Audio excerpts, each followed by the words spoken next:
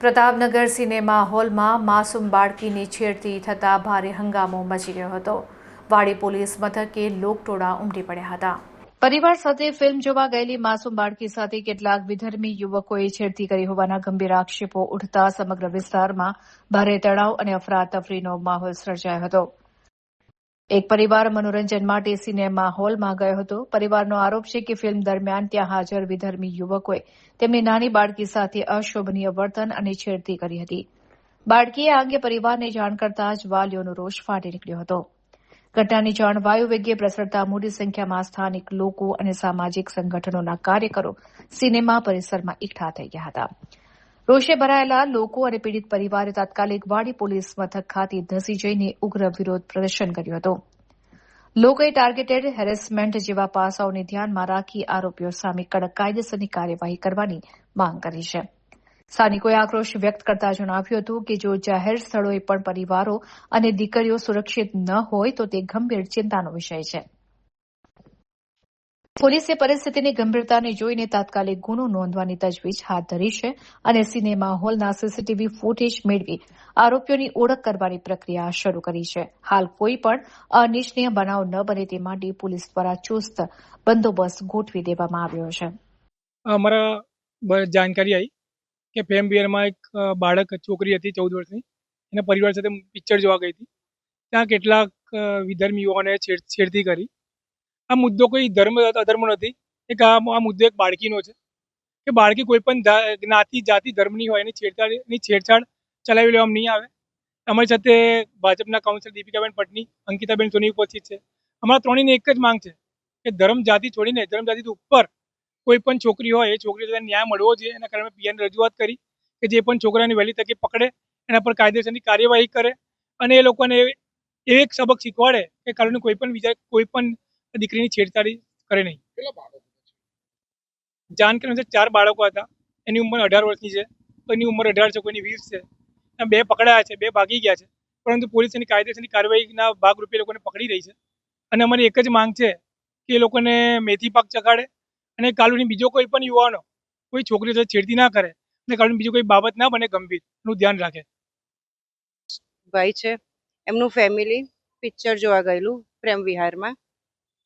ત્યાં 4 મોમેડિયન છોકરાઓએ એમની દીકરીની છેડતી કરી. એટલે ત્યાં ટોકીઝમાં પહેલા તો એમની દીકરીને અલપડા કર્યા ને એ કર્યું તો એમને પોતાની દીકરીને એક બાજુથી ઉઠાડીને એમની વચ્ચે બેસી ગયા ને પેલી બાજુ બેસાડી. તો એમને એકલા જોઈને પેલો 4 જણ છે ને એની પર આંખો કાઢીને મારવાની કોશિશ કરતા હતા. એટલે એ ભાઈએ છે ને કોઈ ફ્રેન્ડને ફોન કરીને બોલાવ્યા. તઈ લગી તો એ જે છોકરો હતો ને એના પિતા લાકડી લઈને કઈ ને ટોળું લઈને આવી ગયા.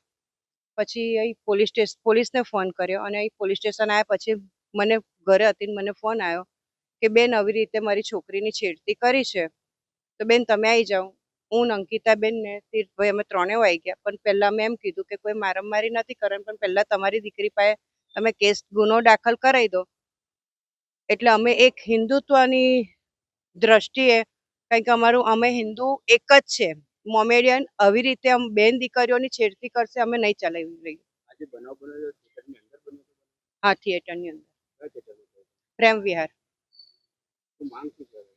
અમારી એક જ માંગ છે કે અમારી હિન્દુની બેન દીકરીઓને આવી રીતે એ લોકો આવીને છેડતી કરશે તો અમે સહેજે ચલાવી નહીં લઈએ. રાતના 3 વાગી રહ્યા છે લગભગ. વાડી પોલીસ સ્ટેશનની સામે ઊભી છું. જે અભદ્ર ઘટના ઘટી છે એના માટે હું અહીંયા છું અને અહીંયાથી હલવાની નથી. કારણ કે સૌ પ્રથમ તો હું પહેલી મહિલા છું અને જ્યારે અમારી છોકરી જોડે છેડતી થાય તો દીપા શ્રીવાસ્તવ અહીંયા જ રહેશે, તત્પર રહેશે, દરેક વસ્તુનો મને જવાબ જોઈશે.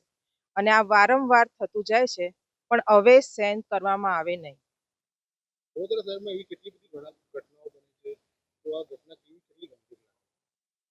ઘટના એવી છે કે છોકરી નાની છે, 18 વર્ષની ઉંમરની નાની છોકરી છે. મને ઉંમર કહેવાનું પરમિશન નથી અને બોલવી બી ના જોઈએ, પણ આ વસ્તુ ફરી વાર ન થાય એના માટે અમને સ્ટેન્ડ તો લેવો જ પડશે. અને અમારા બધા જેટલા બી લોકો છે વડોદરાવાસીઓ, જે સંસ્કૃતિ વડોદરા નગરી કહેવાય છે એને સંસ્કૃતિ બનાવવાનો સૌથી મોટો પહેલો કદમ છે કે સુધરી જાઓ, બસ હવે ચલાવવામાં આવે નહીં.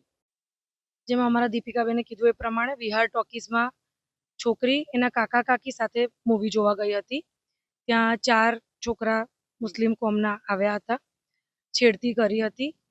એ પછી અમને ફોન આવ્યો એટલે અમે અહીંયા દોડીને આવી ગયા. એટલે પ્રમાણે ધર્મ કોઈ પણ હોય, છોકરીની છેડતી સહન કરી લેવામાં નહીં આવે. અને અમારા વોર્ડનો પ્રશ્ન છે એટલે વોર્ડમાં અમે રાત હોય કે દિવસ અમે એના માટે અમે સદૈવ ઊભા જ છે, કોઈ પણ કામ હોય. અને આ મુદ્દો છે, આ મુદ્દો બહુ સેન્સિટિવ મુદ્દો છે, એટલે આના માટે એક્શન મેજર થવું જ જોઈએ. અને કાનૂનન એવી સજા થવી જોઈએ કે એ લોકો યાદ રાખે કે આ વસ્તુ બીજી વાર ના બને. જાહેરમાં એવી સજા થવી જોઈએ કે બીજી વાર આ વસ્તુ ના બને.